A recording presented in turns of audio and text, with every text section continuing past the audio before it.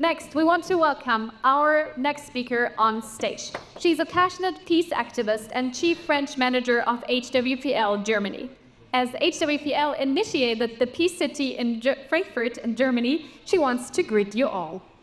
Ricarda Haase will share the journey that lays behind us, how peace work is carried out internationally and what this has to do with all of us today. Let's welcome her with a bright smile and a loud applause. Good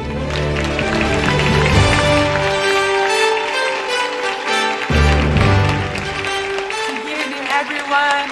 I'm so amazed to be here with you tonight. Honestly, I did not expect this evening to turn out like this, but I'm grateful and excited and hopeful for all the guests that came, because I know this is just the starting point of a change in Europe for peace.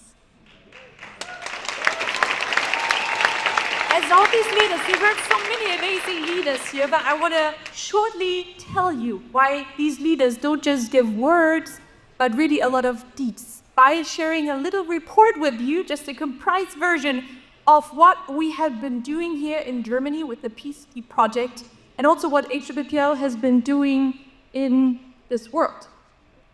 This year, we had 3 Peace City nights, a little smaller than this one, yet projects and nights where new activities were born. We had 21 volunteer activities that we served in elderly homes. We went for clean-up activities, or we cleaned a refugee center, and many more creative ideas. Also, as you heard, we had 10 peace programs. Honestly, I hope that one day I can visit every single religious place in the city of Frankfurt. It's really a jungle of different cultures and religions, and it became one of my hobbies, really doing this, getting to know all these places from the inside. Here, other people from non-religious or religious backgrounds get the chance to meet the people at their place, learn how they eat, how they pray, how they teach, how they live. And I could see how barriers really were reduced to it. As you heard, we had 11 scripture dialogues where different religious leaders are comparing their scriptures. We do them once a month in our office, so feel free to come by anytime to listen on what they're teaching on peace. Also, we established a family peace education. Families are the smallest cell of a city, and it's very important that even here, peace is starting. So we established a family peace committee that drafted the education with us, and we also ran the family peace education. Also, we hosted our first family peace education and peace education in the country of Bulgaria, in the city of Sarajevo, for the very first time, so that every country on earth can receive it. Here you can see what we do with the youth. It's also just a compact version. We do peaceletics, that is peace education with sports, where we combine it with soccer, boxing, or basketball. Also, you can see our youth workshops on social peace and mental peace. Just to give you some broad facts, please come visit us later at the museum to see what this is all about. But HWPL by now has 500,000 members and volunteers around the world working with us. In 1,012 schools in 112 countries, we're teaching peace education. For me personally, a great highlight is the country of Timor-Leste. It's a country in the east of Asia where they teach peace education in 12 of their 16 state universities, which I see as so progressive. Yes, that's amazing. And our IPYG youth group became by now the largest peace youth network with 1,445, over 1,500 organizations cooperating with us. I think many other numbers you could already see. And one thing that is very outstanding for me, I see peace as something, as a structure. We really need to make peace a structure, a strategy that can solve by the time sustainably peace and prevent wars. And therefore, HWPL drafted a law, the Declaration of Peace and Cessation of War, the DPCW. And this international law is based on the law that we have, and it's gaining great support around the world, including supranational parliaments. Here you can see the African Union, Pan-African Parliament consisting of 55 countries, the PAS in Central America, Central American countries, and the Caribbean islands, Par-Latino and South America are supporting the DPCW and starting to put peace on a law level to legalize it. Also, countries were coming on and on. You can see some of them here that were just achieved this year, including the country where the new homeland of my parents is, which is the country of Paraguay. I recently got a screenshot from my dad of their newspaper that DPCW was endorsed there.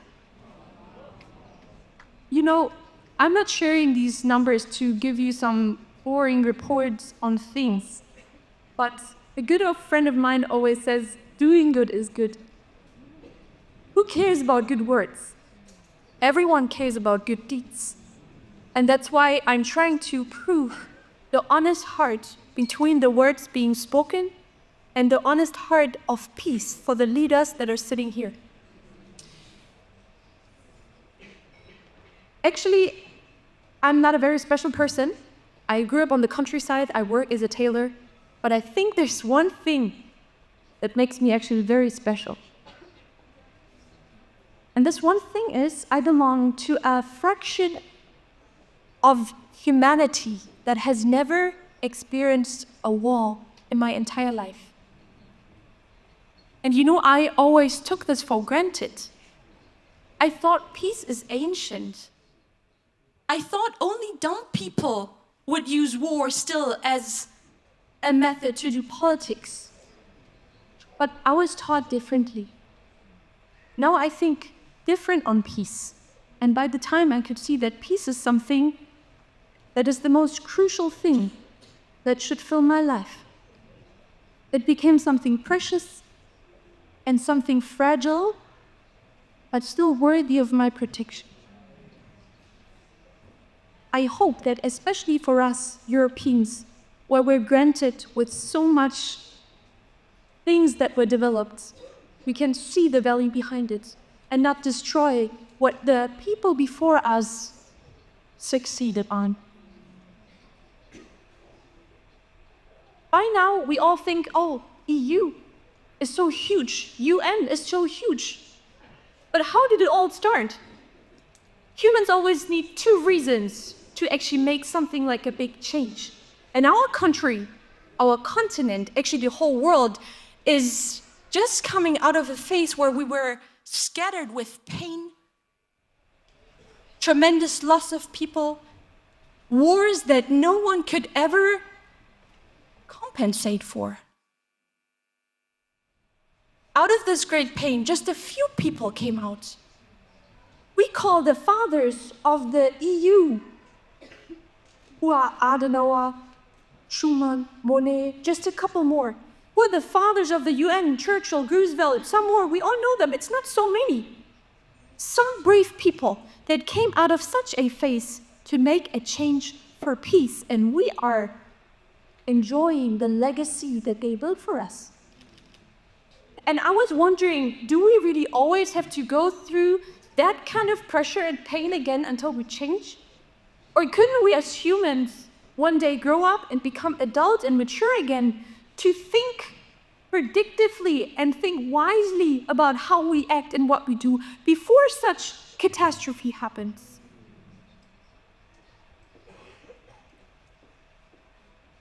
When we ask ourselves if we want peace, everyone always says yes. Yes, please, everyone, he says, yes, we're one, let's do peace. Why is it never possible? And there's some things that really just belong to me. For example, they're my shoes, it's not your shoes. Or I have my own thoughts, these are not your thoughts. I have my bed at home, it's not your bed. But some things, they don't belong just to me, they belong to all of us. And so is peace. Peace cannot be held if we don't share it. I cannot have peace while my friend does not. I cannot live in harmony while my brother under the same roof does not. But here it comes to the point where we always fail. We want peace, but we don't want to share it with someone else. Maybe the person I like, but when it comes to the person I don't like, I don't want to share it with, and then the result is there is no peace. I have many role models in my life, but one of them I want to share with you tonight. It's Nelson Mandela. He has a great biography. Please read it and watch his movie. he shared a great quote saying, if you want to make peace with your enemy, you have to work with your enemy, then he becomes your partner. It's not enough to have peace with my friends. Maybe tonight even you saw some people, oh, wow, exciting, who's that? They look so special, but some are like, I think with them, peace is never possible. Please stop thinking like this because we cannot avoid. The world has different people, and we have to make many steps until the point that we can work on cooperation and united peace. The chairman of HWPL also said once a very, very inspiring quote by saying, peace is more important than religion because religion is made for peace. You can apply it to any other things. Peace is more important than politics because politics is made for peace. Peace is more important than career because career should eventually lead you to a peaceful person one day.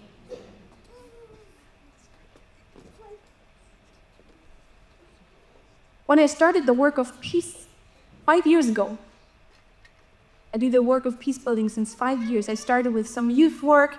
Now I am happy that finally also that type of events come up. But I always thought the most hard part for working for peace is finding the right ideas, the right people, the right solutions. But it's not the ideas, not the solutions, but the people. The most difficult part is overcoming all the opposings and deformations and people trying to stop work of peace.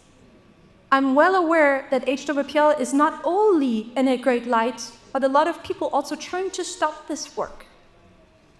And I'm wondering, since when are we rich enough to decide who's doing the important work that we all need?